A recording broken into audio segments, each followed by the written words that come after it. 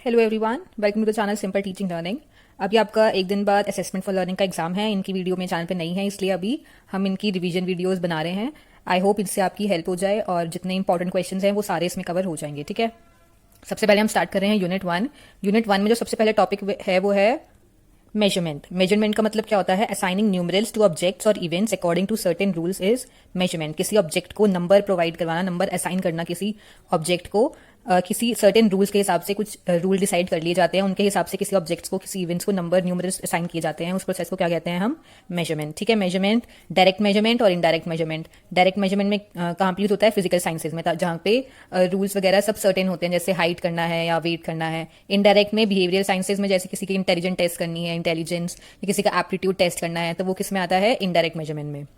ठीक है, अब मेजरमेंट में 3 स्टेप्स होते हैं। सबसे पहला होता है identifying the quality that is to be measured. सबसे पहले तो हमें जो मेजर करना है उस ऑब्जेक्ट में, उसको पहचानना कि हाँ, हमें इस ऑब्जेक्ट के बारे में ये चीज जो है मेजर करनी है। ठीक है, determining the set of operation. फिर हमें उसे कैसे मेजर करना है, किसकी हेल्प से, कौन कौन से रूल्स को फॉलो करके हमने उसे मेजर करना है उस क्वालिटी को। लास्ट में translating it into quantitative statement. फिर लास्ट में उसको सारे ऑपरेशन लगा के उस क्वालिटी को, उस ऑब्जेक्ट को एक न्यूमेरिकल वैल्यू प्रोवाइड करवा देना। ठीक है, ये हमारे 3 स्टेप्स हो गए मेजरमेंट के। अब there are 4 factors in measurement. ठीक है, जिनके बिना मेजरमेंट का कुछ हो ही नहीं सकता। सबसे पहले तो जिसको हमें मेजर करना है वो ऑब्जेक्ट हमारे पास होना चाहिए। The quality of the object which is to be measured, वो हमें पता होनी चाहिए कि हमने उस ऑब्जेक्ट की किस क्वालिटी को मेजर करना है। उसका वेट मेजर करना है या उसका हाइट मेजर करना है। ठीक है, the tool for measuring it. फिर हम उसको मेजर किससे करें? अगर हमें हाइट मेजर करनी है तो हम किससे मेजर करें? वेट मेजर करना है तो किससे मेजर करें? तो हमारे पास वो टूल भी होना चाहिए for measuring it. The person who measured it. अब ऑब्जेक्ट है हमारे पास जिसको मेजर करना है, हमें क्वालिटी भी पता है क्या मेजर करनी है, हमारे पास टूल भी है उसको मेजर करने का, लेकिन हमारे पास कोई पर्सन ही नहीं होगा जो उसको मेजर करेगा, तो क्या फायदा उन सबका? So we need the person who measures it. ठीक है, ये 4 फैक्टर्स हो गए इंपॉर्टेंट इन मेजरमेंट।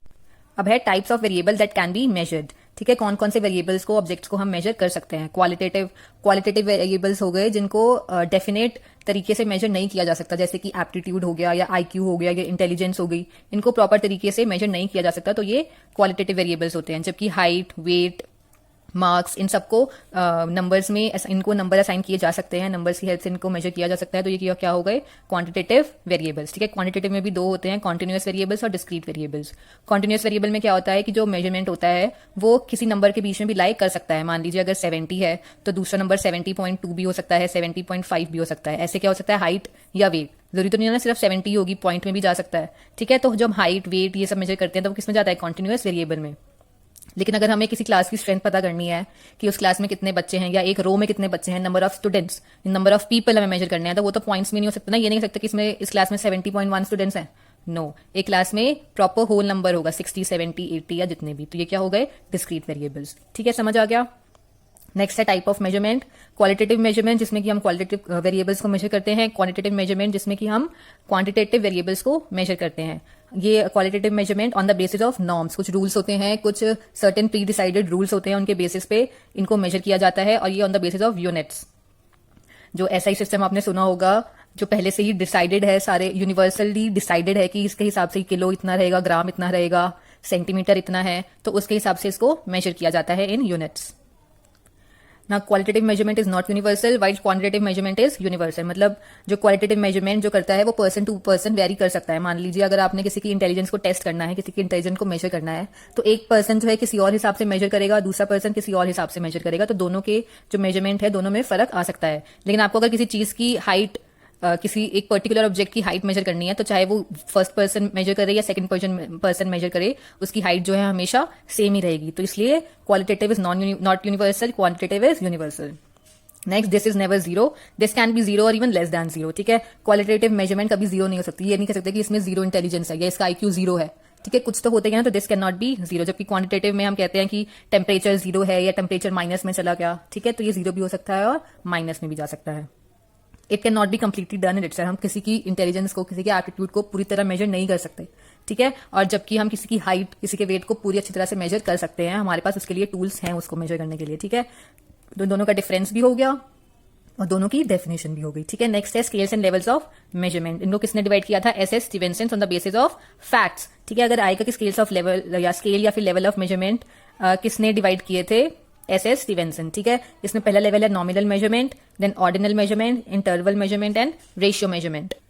अब नॉमिनल मेजरमेंट में क्या होता है, जब हम किसी पर्सन को, किसी ऑब्जेक्ट को एक पर्टिकुलर कैरेक्टरिस्टिक के बेसिस पे मेजर करते हैं तो उसमें हम कहते हैं नॉमिनल मेजरमेंट। जैसे कि हमने स्टूडेंट्स हैं उनको मेजर करना है एज गर्ल्स एंड बॉयज, तो 2 कैरेक्टरिस्टिक हो गए गर्ल्स और एक हो गया बॉयज, तो दोनों को अलग अलग हम यहाँ पे डिफरेंशिएट कर सकते हैं, मेजर कर सकते हैं। या फिर हमने करना है कि अर्बन एरिया से कौन आता है और रूरल एरिया से कौन आता है, तो उसके बेसिस पे भी हम दोनों को मेजर कर सकते हैं। ठीक है, नेक्स्ट है ऑर्डिनल मेजरमेंट। ऑर्डिनल मेजरमेंट में क्या होता है कि हम एक कैरेक्टरिस्टिक को डिसाइड कर लेते हैं और उसके अलग अलग लेवल बना देते हैं। मान लीजिए हमने कैरेक्टरिस्टिक ले लिया इंटेलिजेंस, और उस इंटेलिजेंस के हमने टाइप बना लिए कि high intelligence, medium intelligence and lower intelligence. फिर उसके हिसाब से हमने बच्चों को उन कैटेगरीज में डिवाइड कर दिया। ठीक है, नेक्स्ट है इंटरवल मेजरमेंट।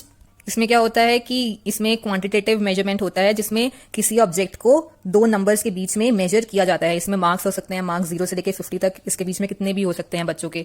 ठीक है, और सबसे ज्यादा जो एजुकेशन में या फिर साइकोलॉजिकल लेवल पे जो मेजरमेंट का स्केल यूज होता है वो कौन सा है, इंटरवल मेजरमेंट। ये आपके शॉर्ट में आ सकता है कि best education and psychological level of measurement कौन सा है, इंटरवल मेजरमेंट। नेक्स्ट है रेशियो मेजरमेंट।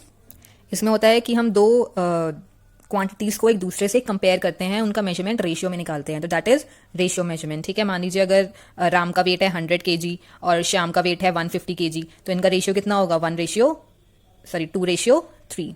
ठीक है, तो ये हो गया हमारा रेशियो मेजरमेंट। एक और टॉपिक है मेजरमेंट में, जो कि है मेजरमेंट इन एजुकेशन। एजुकेशन में कौन सा मेजरमेंट होता है, किसी के मार्क्स का, इंटेलिजेंस का, उसके एप्टीट्यूड का, पर्सनालिटी का, इन सब का मेजरमेंट जो है एजुकेशन में होता है। उसमें प्रोसेस जो है सब सेम ही रहता है। ठीक है, मेजरमेंट इन एजुकेशन के स्टेप्स क्या होते हैं, सबसे पहले हम देखते हैं कि हमको किस बेसिस पे उसको मेजर करना है। पहले कौन सी क्वांटिटी को मेजर करना है, फिर किस बेसिस पे करना है, कौन से रूल्स लगाने हैं उसमें, और लास्ट में फिर हम उसको मेजर करके एक न्यूमेरिक क्वांटिटी प्रोवाइड करवा देते हैं। ठीक है, ये हो गया आपका मेजरमेंट का पूरा कंप्लीट। अब इसमें से बहुत सारे शॉर्ट क्वेश्चंस भी बन रहे हैं, वेरी शॉर्ट भी हैं, और ये पूरा मेजरमेंट का एक लॉन्ग भी तैयार हो जाएगा। ठीक है, शॉर्ट में आ सकता है कि क्वालिटेटिव और क्वांटिटेटिव का डिफरेंस या स्केल ऑफ मेजरमेंट, या फिर वेरी शॉर्ट में आ सकता है कि किसने दिए थे स्केल्स ऑफ मेजरमेंट। ठीक है, कि क्वांटिटेटिव वेरिएबल्स जो होते हैं कितने टाइप्स के होते हैं, ये आपकी वेरी शॉर्ट के कुछ क्वेश्चंस बन जाएंगे इसमें से। नेक्स्ट टॉपिक जो इस यूनिट में है वो है इवैल्यूएशन। इवैल्यूएशन का मतलब क्या होता है, process in which analysis of the result obtain from measurement of a trait of an object is done on the basis of certain norms. पहले कुछ नॉर्म्स डिसाइड कर लिए जाते हैं, कुछ पॉइंट्स लिख लिए जाते हैं कि इस बेसिस पे हमें इवैल्यूएशन करना है। फिर जो मेजरमेंट करके जो क्वांटिटी आई है, जो नंबर आया है एक ऑब्जेक्ट का, किसी पर्टिकुलर ऑब्जेक्ट के किसी पर्टिकुलर ट्रेट का, उसको हम एनालाइज करते हैं और इस प्रोसेस को क्या कहते हैं, इवैल्यूएशन। इवैल्यूएशन में फैक्टर्स कौन कौन से हैं, पहले मेजरमेंट में फैक्टर्स कौन कौन से थे कि जिसको मेजर करना है वो ट्रेट पता होना चाहिए। ठीक है, वो ऑब्जेक्ट होना चाहिए, उसको मेजर करना है वो ट्रेट पता होना चाहिए, उसको मेजर करने के लिए टूल होना चाहिए, और जो मेजर करे वो इंसान होना चाहिए। ठीक है, इसमें फैक्टर्स क्या क्या है, मेजरमेंट, पहले तो मेजरमेंट ही होना चाहिए, और दूसरी बार analysis of the information of data, फिर उस मेजरमेंट को हमने एनालाइज करना है। ठीक है, इसमें 2 type, subjective and objective. Subjective में क्या होता है, no definite norms for evaluation. मान लीजिए आपने किसी के सोशल स्टैंडर्ड्स को या फिर किसी की इंटेलिजेंस को यहाँ पे इवैल्यूएट करना है, तो इसके लिए कोई रूल्स नहीं है, कोई नॉर्म्स नहीं है, सब अपने आइडियाज, अपने थिंकिंग के हिसाब से अलग अलग नॉर्म्स इसमें बना सकते हैं। तो this is subjective evaluation. Objective evaluation में क्या होता है कि नॉर्म्स जो है डिसाइडेड होते हैं, इसमें कि साइंटिफिक स्टैंडर्ड्स हम ले सकते हैं, क्योंकि उसकी जो भी यूनिट्स हैं, जो भी उसके प्रिंसिपल्स हैं, वो पहले से डिसाइडेड हैं, तो वो किसमें आएगा, ऑब्जेक्टिव इवैल्यूएशन में। ठीक है, फिर इसके अलग 2 टाइप्स आते हैं, formative evaluation and summative evaluation. ये फॉर्मेटिव इवैल्यूएशन का कंसेप्ट किसने दिया था, माइकल स्क्राइवन। ये शॉर्ट में आपका वेरी शॉर्ट में आ सकता है कि फॉर्मेटिव और समेटिव इवैल्यूएशन का कंसेप्ट किसने दिया था, माइकल स्क्राइवन। ठीक है, फॉर्मेटिव इवैल्यूएशन में क्या होता है, before giving final shape to an education policy, जो इवैल्यूएशन होता है वो होता है फॉर्मेटिव इवैल्यूएशन। मान लीजिए हमने कोई नई एजुकेशन पॉलिसी इंप्लीमेंट करनी है, तो उसको फाइनल करने से पहले जो स्टेप्स उसको टेस्ट किया जाएगा, या जो भी उसके अंदर चेंज करना है या कैसे करना है, उसमें क्या मेथड रहेंगे, उनको टेस्ट करने के लिए जो इवैल्यूएशन होता है वो होता है फॉर्मेटिव इवैल्यूएशन। और जब इस एजुकेशन पॉलिसी सेट हो जाती है, उसको टेस्ट करने के लिए कि हाँ ये जो है सही है या नहीं है, या इसमें क्या क्या चेंजेस करने हैं, कैसे कैसे इसमें करना है, मतलब जो फाइनल टेस्ट होता है वो होता है हमारा समेटिव इवैल्यूएशन। ठीक है, नेक्स्ट आपका है steps of evaluation. Steps of evaluation, कैसे कैसे इवैल्यूएशन करना है। सबसे पहले 3 स्टेप्स तो वही रहेंगे जो मेजरमेंट के थे। ठीक है, उसमें क्या थे 3 स्टेप, पहले आइडेंटिफाई करना कि हमने कौन से ट्रेट को मेजर करना है, फिर उसके बाद कुछ ऑपरेशन डिसाइड करना हमने उसको कैसे मेजरमेंट करना है, फिर लास्ट में उसको न्यूमेरिकल वैल्यू प्रोवाइड कराना। ठीक है, उसके बाद हम क्या करेंगे, एनालिसिस ऑफ मेजरमेंट रिजल्ट, जो रिजल्ट आए हैं मेजरमेंट से निकल के उनको एनालाइज करेंगे, फिर prediction and suggestion and guidance on the basis of analysis. फिर उस बेसिस पे जिसको हमने इवैल्यूएट किया है उसको हम सजेस्ट करेंगे फॉर इंप्रूवमेंट, या उसको हम गाइडेंस देंगे कि आप ऐसे ऐसे इंप्रूव कर सकते हो, या आपको और अच्छा करने के लिए ये काम करना चाहिए। और फिर लास्ट में कॉन्टिन्यूअस टेस्टिंग ऑफ डिसीजन, कि हमने जो उसको सजेशन दिए हैं, जो हमने उसको बताया है कि आप ऐसे ऐसे करो, क्या वो उसको सही से यूज कर रहा है, क्या उन सजेशन का सही इंप्लीमेंटेशन उसके ऊपर हो रहा है या नहीं हो रहा। तो ये आपके हो गए स्टेप्स ऑफ इवैल्यूएशन।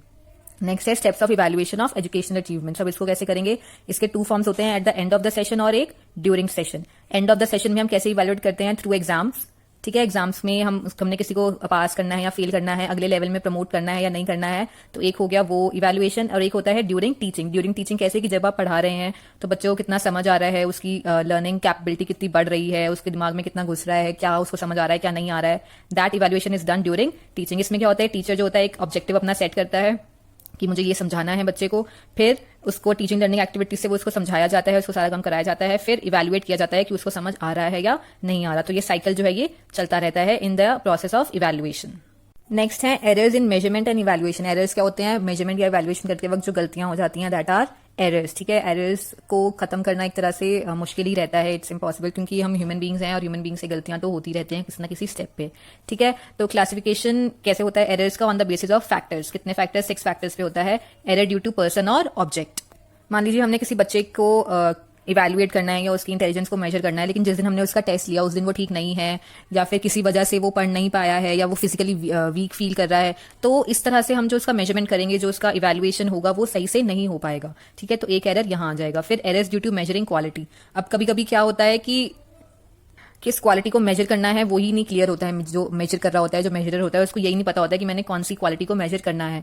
तो यहाँ पे भी एक एरर आ जाता है, error due to measuring tools. अब हमने मेजर करना है इंटेलिजेंस को, लेकिन हम जो टेस्ट बना रहे हैं वो किसी और हिसाब से बना रहे हैं, तो यहाँ पे भी एरर हो गया, ये गलती हो गई। एरर्स ड्यू टू इवैल्यूएटर, मतलब जो इवैल्यूएट करता है, मतलब पर्सन भी सही है, क्वालिटी भी सही से हो गई, टूल्स भी सही से हैं, लेकिन जो इवैल्यूएटर है वो इन सबको समझ ही नहीं पाता।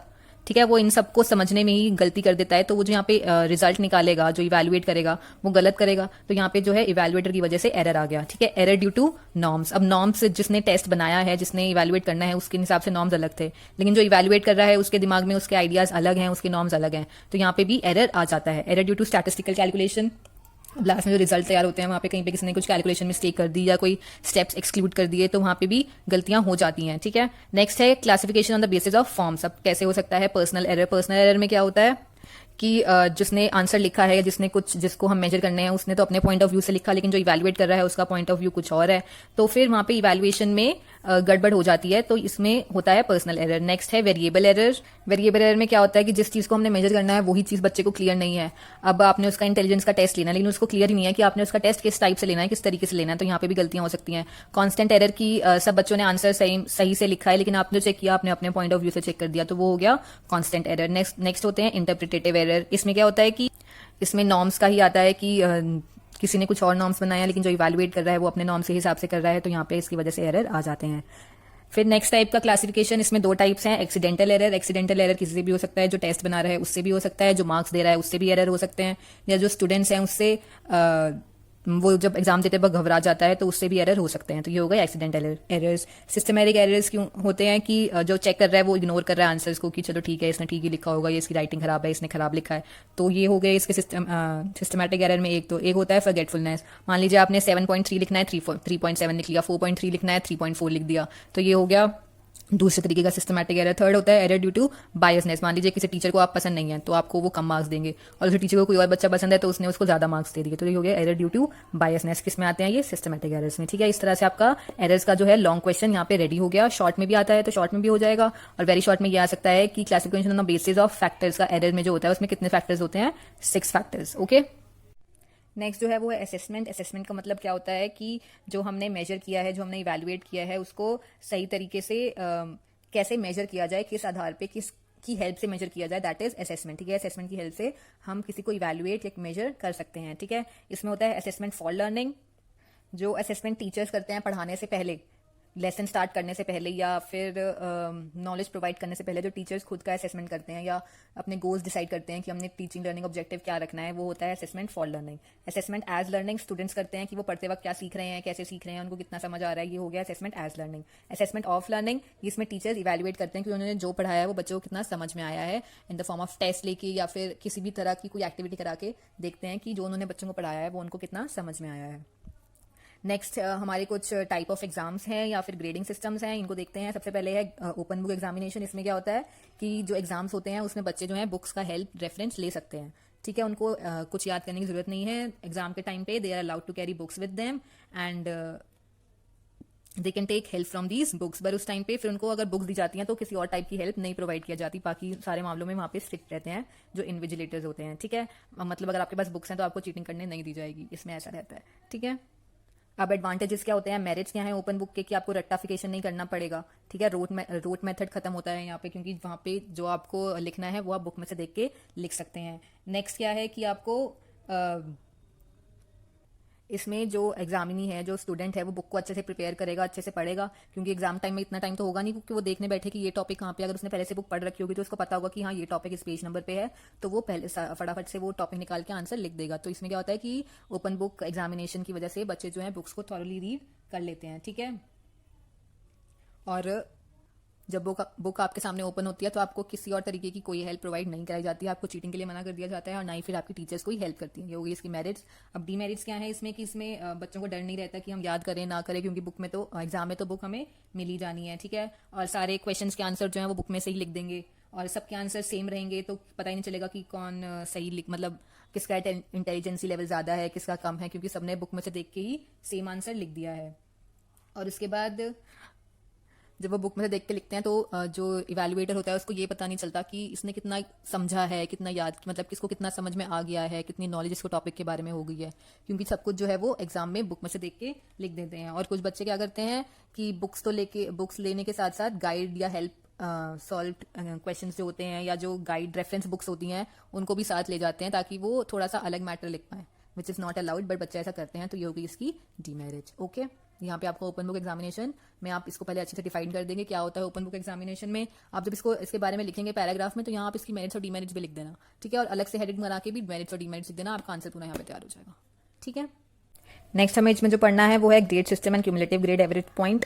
पहले क्या होता था, परसेंटेज के हिसाब पे मार्क्स दिए जाते थे कि अगर 60 से 100 के बीच में आएंगे तो फर्स्ट क्लास है, और फिर कितने, और 45 से 50 के बीच में आएंगे परसेंटेज तो सेकंड डिवीजन है, और 33 से 45% के बीच में आएंगे तो थर्ड डिवीजन, सॉरी यहाँ पे सेकंड डिवीजन है, यहाँ पे थर्ड डिवीजन है, और 33% से कम आए तो वो फेल। जिसका डीमेरिट क्या था कि अगर यहाँ पे बच्चे के 59.9% भी आ गए, सिर्फ एक 0.1% से वो रह गया, तो इसका फर्स्ट डिवीजन से सीधा कहाँ हो जाएगा, सेकंड डिवीजन। तो ये इसकी सबसे बड़ी डीमेरिट थी इस सिस्टम की, जिससे कि बच्चे बहुत ज़्यादा उदास भी हो जाते थे कि हाँ ये सिर्फ 0.1% से रह गया या इतना रह गया। तो उसके बाद क्या सिस्टम लाया गया, ग्रेडिंग सिस्टम लाया गया, जिसमें कि ये प्रॉब्लम नहीं थी। ग्रेडिंग सिस्टम किस तरह से लाया गया, ग्रेड डिसाइड किए गए OABCDEF, किसी में 7 ग्रेड्स थे, किसी में 4 होते हैं OABC, किसी में D तक होते हैं, किसी में A तक होते हैं, सबका अपना अलग हिसाब से रहता है, लेकिन इनका जो वैल्यू है वो ऐसे ही रहता है।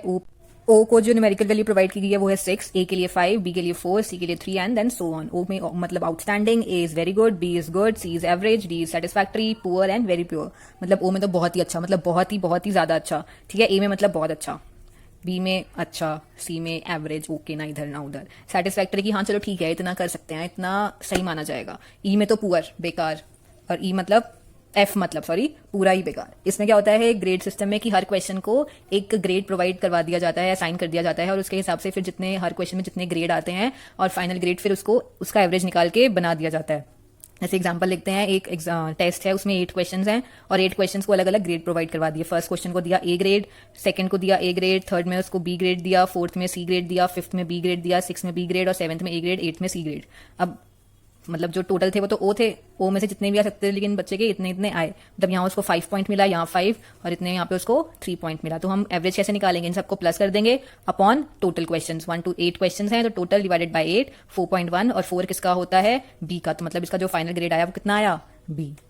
ठीक है, ये हो गया ग्रेड सिस्टम। अब cumulative grade system, cumulative grade point average में क्या होता है कि अलग अलग सब्जेक्ट्स के ग्रेड लिखे जाते हैं और फिर टोटल CGPA निकाला जाता है। CGPA is cumulative grade point average, this is CGPA। ठीक है, हिंदी में मान लीजिए ग्रेड आया A, इंग्लिश में B आया, मैथ्स में A, साइंस में B, SST में B, तो फिर यहाँ पे उसको नंबर दिए गए, टोटल उसके बने कितने 22, टोटल सब्जेक्ट्स कितने थे 5, तो 22 अपॉन में 5 इज 4.4, 4.4 कौन से ग्रेड पे होता है, B पे, B उसका ग्रेड आया, लेकिन CGPA कितना उसका रहा 4.4। जो अभी सब CC सिस्टम चल रहा है स्कूल्स में, उन सब में क्या CGPA ही प्रोवाइड करवाया जाता है आजकल के टाइम पे, जो मेथड चल रहा है सेकेंडरी स्कूल्स में। ठीक है, यूनिट 1 में है वो है कंस्ट्रक्टिविस्ट लर्निंग। इसमें क्या है, in this a learner constructs new knowledge on the basis of his previous knowledge himself by seeking help of teachers और क्लासमेट्स व्हेनेवर रिक्वायर्ड। मतलब एक लर्नर जो है अपनी प्रीवियस नॉलेज से अपनी नई नॉलेज को डेवलप करता है खुद से, या फिर कभी कभी टीचर्स या फिर अपने क्लासमेट्स की हेल्प लेके जब जब उसको जरूरत पड़े। ठीक है, कंस्ट्रक्टिविस्ट लर्निंग के एलिमेंट्स जो थे वो थे एक्टिवेटिंग प्रीवियस नॉलेज को एक्टिवेट करना, नई नॉलेज को गेन करना, नई नॉलेज को समझना, नई नॉलेज को डेली लाइफ में यूज करना, और फिर उसका रिजल्ट देखना कि उस नॉलेज को अप्लाई करके हमें क्या रिजल्ट मिल रहा है। ये इसके थे 5 एलिमेंट्स। और किसने दिए थे ये 5 elements? Tolman and Hardy. Tolman and Hardy 5 elements. Hardy sorry. कौन कौन से थे? सबसे पहले तो एक्टिवेटिंग प्रीवियस नॉलेज, फिर एक्वायरिंग न्यू नॉलेज, फिर अंडरस्टैंडिंग न्यू नॉलेज, फिर applying new knowledge and then reflecting new knowledge. ये थे उनके 5 एलिमेंट्स। किसने दिए थे? टॉलमैन एंड हार्डी ने। ठीक है, अब हाउ टू कंस्ट्रक्ट और क्रिएट सर्कमस्टांसेस फॉर लर्निंग। अब यहाँ पे लर्नर ने खुद न्यू नॉलेज को गेन करना है, तो टीचर्स क्या करेंगे? टीचर उनके लिए एक एनवायरमेंट बनाएंगे, ऐसे सर्कमस्टांस कंडीशन को क्रिएट करेंगी जहां पे वो लर्निंग कर सकें। कैसे कैसे? At first a teacher has to present the task और problem to be attempted before the student. सबसे पहले तो स्टूडेंट के सामने उनको टास्क दिया जाएगा जो भी उन्होंने करना है। ठीक है, फिर उनको डायरेक्शंस दिए जाएंगे कि आपने इसको कैसे कैसे करना है, कौन कौन सी नॉलेज हम यहाँ पे यूज कर सकते हैं। फिर स्टूडेंट से ऐसे क्वेश्चन पूछे जाएंगे जिससे उनकी जो प्रीवियस नॉलेज है वो एक्टिवेट हो जाए। ठीक है, फिर स्टूडेंट्स को कंप्लीट फ्रीडम दे दी जाएगी कि वो अपने हिसाब से वो काम करें इंडिपेंडेंटली। ठीक है, फिर एक कोऑपरेटिव सिचुएशन वहां पे क्रिएट की जाएगी जहां पे बच्चे जो है टीचर की या अपने क्लासमेट की हेल्प ले सकते हैं। कोऑपरेशन के टाइम पे टीचर क्या करेगा? सिर्फ हल्का सा उन्हें हिंट देगा, बाकी सारा काम जो करेंगे वो स्टूडेंट्स ही करेंगे। ठीक है, और फिर उसके बाद स्टूडेंट्स को सफिशिएंट टाइम दिया जाएगा उस प्रॉब्लम को सॉल्व करने के लिए। और एंड में क्या होगा? New knowledge is explain through discussion and is link with the previous knowledge. जो उन्होंने एक्टिविटी जो उनको टास्क दिया है, उनसे जो नई नॉलेज सीखी है बच्चों ने, उसको डिस्कस किया जाएगा और साथ ही उसको प्रीवियस नॉलेज से कैसे जोड़ना है उसको भी डिस्कस किया जाएगा। ठीक है, assessment in constructivist learning paradigm. इसमें क्या होता है? Assessment for learning. जो assessment done before the starting of the teaching learning process is assessment for learning, and the assessment done after the process of teaching learning is the assessment of learning। ठीक है, आपका इसी के साथ constructivist learning भी पूरा हो गया। लास्ट टॉपिक जो यूनिट 1 में बचा है वो है profile of a learner. Profile of a learner क्या होता है? Contains learning related facts of learner as interest in study, study capacity, study problems. मतलब प्रोफाइल ऑफ लर्नर में लर्नर के बारे में लिखा होता है कि उसका क्या एजुकेशन क्वालिफिकेशन है, कैसा वो स्टडी में है, उसकी प्रॉब्लम्स क्या क्या है। ठीक है, एक देखते हैं इसके बारे में। ये एक एग्जांपल देखिए आप, प्रोफाइल ऑफ अ लर्नर। इसमें पर्सनल कैरेक्टरिस्टिक्स होते हैं, नेम होता है लर्नर का, एज, इंटरेस्ट, कैपेबिलिटीज, क्या क्या कर सकता है, उसके क्या क्या हॉबीज हैं, उसकी फैमिली के बारे में लिखा होता है, रीजंस ऑफ स्टडी, उसको क्यों पढ़ना है, सेल्फ बायस के लिए, हायर एजुकेशन के लिए, इंजीनियर बनने के लिए, डॉक्टर बनने के लिए, उसको प्रीवियस नॉलेज कितनी है, उसकी एजुकेशनल क्वालिफिकेशन कितनी है, डिफरेंट सब्जेक्ट्स के बारे में कितनी नॉलेज है, ये सब होता है। उसके बाद प्रायर स्टडी स्किल्स। उसमें टाइम मैनेजमेंट का कैसे है सीन, उसको कौन कौन सा स्टडी मेथड पता है, नोट्स कैसे लेता है वो, उसको क्लासरूम एक्सपीरियंस कितना है, सेल्फ इवैल्यूएट कर पाता है या नहीं कर पाता है। स्टडी सर्कमस्टेंसेस क्या, उसको लाइब्रेरी के बारे में पता है, वहाँ के एनवायरनमेंट के बारे में, कंप्यूटर के बारे में पता है, वहाँ पे जाके कैसे रहना है, इंटरेक्शन विद अदर क्लासमेट्स, और is there any facility to visit other study centres, क्या वो कहीं और भी पढ़ने जाता है स्कूल के अलावा या नहीं। ठीक है, स्टडी प्रॉब्लम, फिजिकली हैंडीकैप्ड है, mental retardation, lack of study facility at home, इन सब के बारे में प्रोफाइल ऑफ लर्नर के अंदर लिखा। तो ये सब क्या है? Profile of a learner. Next होता है क्यूमुलेटिव रिकॉर्ड। इसमें क्या होता है? Contains facts like educational progress level, level in class, participation in को करिकुलर एक्टिविटीज कैसे रहता है, ये सब किसमें होता है? क्यूमुलेटिव रिकॉर्ड में। ठीक है, preparation of profile of a learner कैसे होता है? हम प्रोफाइल कैसे क्रिएट कर सकते हैं किसी लर्नर की? बाय ऑब्जर्वेशन, किसी लर्नर को ऑब्जर्व करके, या फिर उसका इंटरव्यू लेके, या फिर उसका क्वेश्चनर, उससे कुछ क्वेश्चंस पूछ के, या फिर हम उसको ईमेल भेज सकते हैं कुछ क्वेश्चन, फिर वो हमको फीडबैक देगा उसमें, या फिर हम किसी से टेलीफोन पे बात करके उसकी इन्फॉर्मेशन ले सकते हैं और फिर लर्नर का प्रोफाइल बना सकते हैं। नेक्स्ट है utility of a profile of a learner. जरूरत क्या होती है इसकी? इससे क्या होता है? टीचर्स को पता चलता है कि जो जिनको उन्हें पढ़ाना है उसका लेवल क्या है, उसको पढ़ाने के लिए किन किन चीज़ों की ज़रूरत पड़ेगी, या फिर अगर वो हैंडीकैप्ड है तो कौन कौन सी फैसिलिटीज उसको प्रोवाइड करवानी है, या फिर अगर स्लो लर्नर है तो उसके लिए कैसे कैसे रिमीडियल एक्टिविटीज चलानी है। तो इन सब के बारे में टीचर जो है वो डिसाइड करेगी प्रोफाइल ऑफ अ लर्नर के बेसिस पर। ये आपका प्रोफाइल ऑफ अ लर्नर भी कंप्लीट हो गया। एक क्वेश्चन आपका ग्रेड वाले में रह गया है, ग्रेड सिस्टम रिकमेंड किसने किया था? ठीक है, वो किया था Mudaliar commission, recommended by Mudaliar Commission in 1952 to 53। Grade system recommend, ये वेरी शॉर्ट में आ सकता है। ठीक है, ये आपके साथ यहाँ पे फर्स्ट यूनिट कंप्लीट हो गई। ठीक है, आप सेकेंड यूनिट का वीडियो भी डाल दूंगी मैं जल्दी से, ताकि आप उसको रिवाइज कर सकें। ओके, एंड आपको अगर ये वीडियो अच्छी लगी है तो इसको लाइक जरूर कर देना प्लीज। ओके, एंड कमेंट करके बताना आपको वीडियो कैसी लगी, एंड शेयर भी करना अपने फ्रेंड्स के साथ ताकि उनकी भी हेल्प हो एग्जाम में। ओके, सो अभी के लिए इतना ही, सेकेंड यूनिट में मिलते हैं। Thank you.